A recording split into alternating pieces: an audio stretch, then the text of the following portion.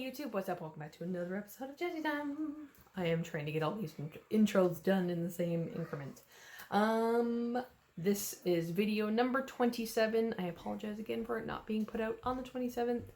But this one is a little more easier of a tutorial. This one I'm calling Trapped Soul. It's one of those, you know, faces being pushed out of like a white sheet or something. It's super easy to do. I hope you guys enjoy it. So without further ado, let's get into that.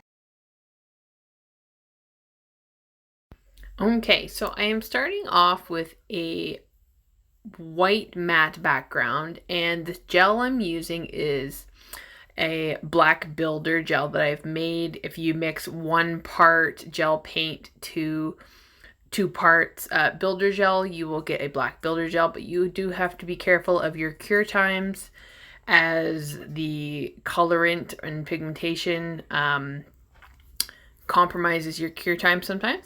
So I'm just taking a pencil and I'm marking out my little ghostly face and hands. And the parts you want to mark out are like, if you've ever taken one of those, you know, toys at like Walmart or whatever, they're like little pegs and you push your face into them. The part that's most prominent in the pegs is what's going to be more prominent here, if that makes sense. Like you want just the parts that are going to make the most contact forward. So like for instance here I'm using the dotting tool to do the hands, so the parts of the hands that are going to be more visible, if that makes sense. And I use my, like, pencils are great for this. They help you kind of keep on track here. And so I'm just making my hands first. And I find dotting tools easy for the hands, but not so much the face. So I'm doing like the upper part and outer part of the palm. And then the thumb and the little piece of the palm that's attached to it. And then the fingers to make it look like, you know, your digits. Make sure there's 5. I've seen these done sometimes when people skip fingers, and you know, everybody has 5 fingers. So then I cure that and I go over it again with another layer. I find doing this type of design, and I totally didn't realize until just now that I am off frame, but I'm going over top of the one hand. I find when doing like the Trapped Soul design like this, using black instead of a clear, you get a better like impression when you go over top of it with your white again, if that makes sense. You know, like it looks like there's actually something there instead of just going over clear.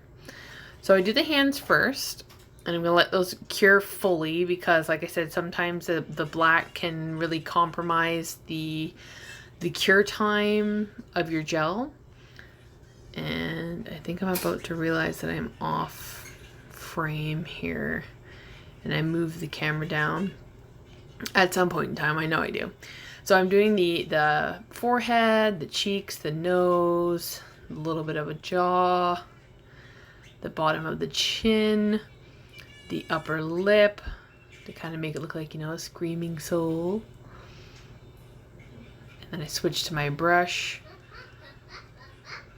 trying to get more like the eye socket area. And then I cure that, and then I'm going to go over, again, you guys can't see because I'm totally off frame, and like I do realize it eventually, I promise. I'm going over just the nose and the cheeks and like the eyebrow area and the chin, like stuff that's a little more far forward, because I make the nose a little more pointed.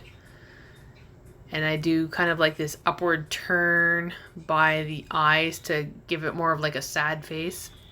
So I cured that fully, and I'm going to take my white and my color brush, and you guys will see here the black isn't 100% cured and it kind of smudges a little bit.